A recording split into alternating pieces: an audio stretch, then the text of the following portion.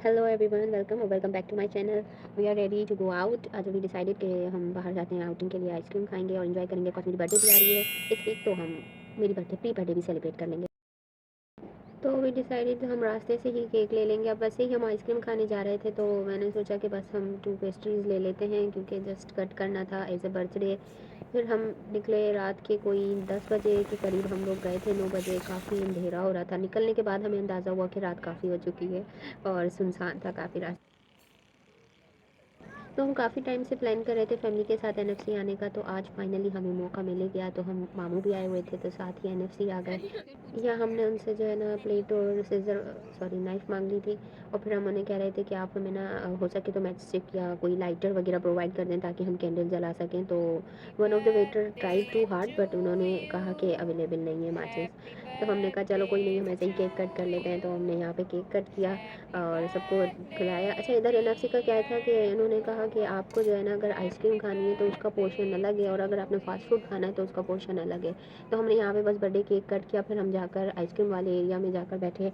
वहाँ का भी एम्बियंस सही था, लेकिन ऊपर वाली जो पोर्शन है वो मुझे बहुत ज़्यादा पर्सनली अच्छी लगती है। फिर यहाँ पे हम आकर बैठे और हम लोगों ने डिसाइड किया कि कौन सी आइसक्रीम खानी है। सब बैठे हुए थे, बातें कर रहे थे। अच्छा, तो फिर मामू और मामा ने डिसाइड किया कि वो मैंगो खाएँगे। मैंने डिसाइड किया कि बटर स्कॉच खाऊँगी। जब मैं इतने सारे फ्लेवर्स देखती हूँ तो मुझे कन्फ्यूज़न हो जाती है कि कौन-सा खाना चाहिए। तो मैंने लास्ट टाइम वाला बटर स्कॉच ही किया, और उसके बाद जब आइसक्रीम आ गई तो आई थॉट कि मैंने बटर स्कॉच क्यों मँगवाया? मुझे तो किटकैट फैंटेसी खाना था। मैं लिटरली किटकैट फैंटेसी मिस कर रही थी। उसके बाद बटर स्कॉच खाती जा रही थी और मेरे ज़हन में चल रहा था कि मैंने किटकैट फैंटेसी क्यों नहीं मँगाया? वो बहुत ज़्यादा बेस्ट है यहाँ की। और जब मैंने लास्ट टाइम खाई थी तो वो इतनी ज़्यादा है कि वो अकेले तो पूरी ही नहीं हो पाती। फिर हम सब यहाँ बैठे हुए बातें कर रहे थे, क्योंकि मामू का लास्ट डे है, लास्ट नाइट है, फिर सुबह उन्होंने चले जाना है। तो हम मामू से उनका हाल अहवाल ले रहे थे कि उनका कैसा रहा यहाँ का ट्रिप, और ओवरऑल उनकी छुट्टियाँ पूरी होने वाली हैं। काफ़ी टाइम बाद वो खैरपुर आए थे। अच्छा, यहाँ मैंने मामू का इंटरव्यू लिया। मैंने कहा मामू आप कैमरा में बताएं कि आपको यहाँ कैसा लगा, आपको क्या क्या खाना आपको पसंद आया, मेरे हाथ की कौन सी बनी हुई डिश पसंद आई, इस तरह से। तो मामू ने मुझे इंटरव्यू दिया, और इंटरव्यू देने के बाद कहने लगे अच्छा फिर इस वीडियो का आप क्या करूँगी? मैंने कहा मामू मैं अपने ब्लॉग में ऐड करूँगी। तो मामू कहने लगे कि नहीं नहीं नहीं, बस फिर रहने दो, तुम्हारी मामी देख लेंगी। ऐसा नहीं है कि उन्होंने मामी की बुराई की थी, लेकिन उन्होंने कहा था कि मामी की याद आ रही है। बस मामू शाय हो गए कि सब लोग देखेंगे तो ये अपलोड मत करना।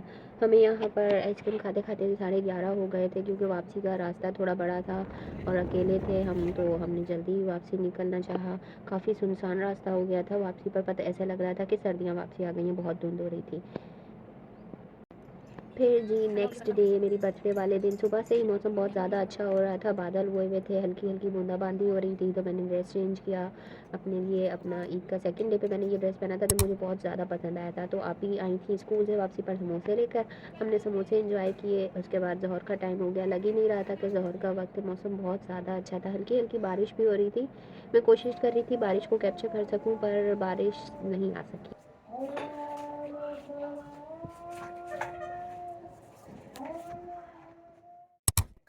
मौसम इतना अच्छा था तो मैंने आज बाहर ही ज़ोहर की नमाज़ पढ़ी। इतना अच्छा लग रहा था आसमान के नीचे। कभी कभार दिल चाहता है कि बंदा मौसम को एंजॉय करे। और तो फिर बस मैंने बहुत सुकून के साथ यहाँ पे अपनी ज़ोहर की नमाज़ ख़त्म की। तो मैंने ज़ोहर की नमाज़ बाहर सहन में पढ़ी। मुझे इतना ज़्यादा अच्छा लग रहा था, लाइक मुझे दिल नहीं चाह रहा था कि मैं आसमान को छोड़ के जाऊँ। कभी कभार मौसम ऐसा होता है कि दिल चाहता है कि खुली जगह हो, दरख्त हो, हरियाली हो। हमारी छत से ज़्यादातर तो घर ही नज़र आता है, तो दिल बेचैन हो जाता है कि हम ना उस मौसम को एंजॉय कर सकें। फिर मैंने अपने लिए पास्ता बनाया, थोड़ा आप ही वालों को भी दिया। अपने लिए पास्ता बनाने के बाद मैं लेके अपने पास्ता रूम में आ गई। और प्रोडक्टिव मेरा आज का दिन का प्रोडक्टिव काम था कोरियन ड्रामा देखना। मेरे ख्याल से मैंने अब तक उसकी 2-3 एपिसोड देख लिए हैं। तो इस सीरीज़ का नाम है द केश हीरो। इसमें क्या होता है, हीरो के पास ना जो पावर्स होती हैं वो पैसों से यूज़ होती हैं। है तो थोड़ा सा डम सी पावर मतलब इंसान के पास पैसे रुके ही नहीं, वो इतना ज़्यादा परेशान होता है। लेकिन थोड़ा सा इंटरेस्टिंग है, तो मेरा कंटिन्यू है। अभी मैंने रिसेंटली क्योंकि अपने प्रोजेक्ट्स पर भी काम करना शुरू किया है, तो फिर आई वाज लाइक के स्लोली स्लोली देखती हूँ। कभी कभार देख लिया, कभी रह गया। तो वरना तो मेरा ऐसा होता था कि कोई सीरीज़ स्टार्ट की तो जस्ट उसको ना एक रात में पूरा करना है, या मैक्सिमम 2 डेज़ में उस ड्रामे को पूरा कर ही देती थी। इतना क्रेज़ हो जाता है मुझे स्टोरीज़ को ख़त्म करने का। फिर मैंने बैठ के अपना ड्रामा एंजॉय किया और अपना पास्ता खाया। पहली बार मुझे लगा कि मुझे मी टाइम का टाइम मिला है और मैं अपने आप को वक़्त दे रही हूँ।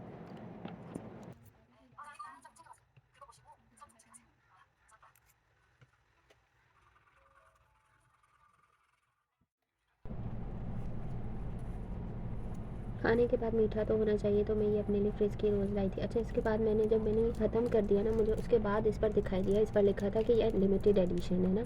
इसके बाद मैं बहुत कोशिश कर चुकी हूँ शहर में इसको ढूँढने की, और काफ़ी शॉप्स पर मैंने देखा कि मुझे ये फ्रिज की रोल्स कहीं नहीं मिल रहा है। दराज पर भी आई थिंक ये सोल्ड आउट हो चुके हैं। तो इफ़ पॉसिबल किसी के पास हो, कोई मुझे गिफ्ट देना चाहे, तो प्लीज़ मुझे ये रोल्स गिफ्ट कर दीजिएगा। इतने चॉकलेटी थे ना ये, और इसमें से लाइक ड्रिपिंग हो रही थी चॉकलेट्स की। वाकई ये लिमिटेड एडिशन था, और मुझे रिग्रेट है कि मैंने ये एक क्यों बाय किया, मुझे इसका पूरा बॉक्स ले लेना चाहिए था। उस वक्त तो मैंने जस्ट ये सोच के लिया था कि चलो इसे भी ट्राई करते हैं, क्योंकि चॉकलेट था, चॉकलेट वाली चीज़ तो हमें ट्राई करना ज़रूर चाहिए।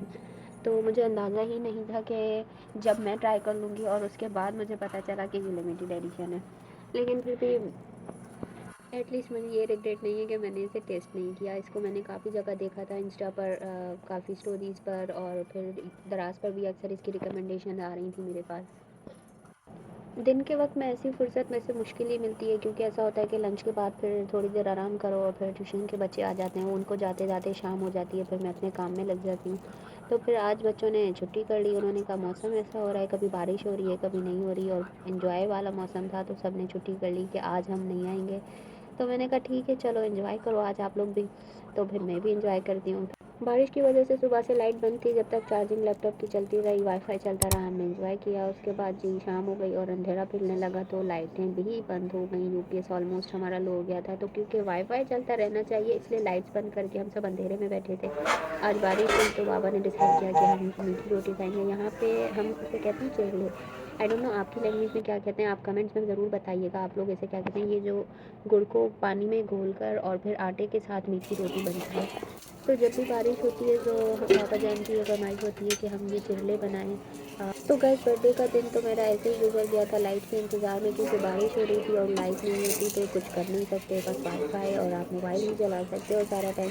बैठे हुए थे सब अपना एक जगह हॉल में, और मम्मा ही बना रही थी। तो नॉर्मल एक नॉर्मल डे मेरा बर्थडे का दिन गुजरा। बस ये था कि आज मौसम बहुत ज़्यादा अच्छा था, मौसम ने साथ दिया।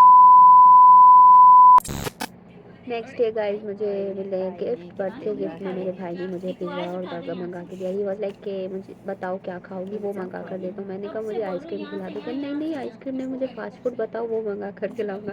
क्योंकि उसका इरादा भी खुद मेरे साथ खाने का था। तो मैंने कहा चलो ठीक है, फास्ट फूड मंगा लेते हैं। उस वक्त डील कोई समझ नहीं आ रही थी, वो मुझे बार बार कह रहा था। तो मैंने कहा ठीक है, हम बिग पेन से करते हैं। पहली बार ना मुझे शौक हुआ कि मैं बर्थडे का फ़ोटो शूट करूं, और ये ड्रेस मैंने अपने लिए निकाला था कि मैं पहन कर ना इसको बर्थडे का फ़ोटो शूट करूंगी। और नेक्स्ट डे फिर मैंने ये पहना और फ़ोटो शूट किया, काफ़ी स्ले किया। ओके जी, time to unbox the gift. ये मुझे मिस अनापी ने गिफ्ट दिए हैं, तो मैंने सोचा था कि मैं इनको अनबॉक्स करूँगी आप लोगों के साथ ही। तो सबसे पहला तो ये मेरे पास उन्होंने मुझे दिया कॉफ़ी के लिए मग। इतना नाजुक था ये, और लिटरली मेरे कार्ट में ऐड हुआ था ये दराज के काफ़ी टाइम से। लेकिन मैं इसको मंगाते हुए डर रही थी कि अगर मुझे ब्रोकन पीस मिल गया या कुछ तो क्या होगा, क्योंकि दराज से मैंने रिसेंटली बाय करना शुरू किया है। तो वैसे तो मेरा ओवरऑल एक्सपीरियंस अच्छा गया है, लेकिन फिर भी थोड़ा सा दिल डरता है, क्योंकि दिल तो बच्चा है जी। फिर ये मैं देख रही थी, बहुत ज़्यादा नाजुक और एस्थेटिक था ये। मैंने इसको यहाँ रखा कि आप ही ने मुझे, अच्छा आप ही ने मुझे इस तरह की गिफ्ट दी। वो कहती कि मैं बाज़ार गई थी, तो मैंने सोचा मैं तुम्हें ऐसी ही चीज़ें गिफ्ट कर देती हूँ जो तुम्हारे यूट्यूब के भी काम आएँ। क्योंकि आजकल मैं अपनी स्टडी टेबल को रीडेकोर करने का सोच रही हूँ। इसको थोड़ा सा जो है ना रेनोवेशन की नीड है, थोड़ा सा इसको अपडेट करने की ज़रूरत है।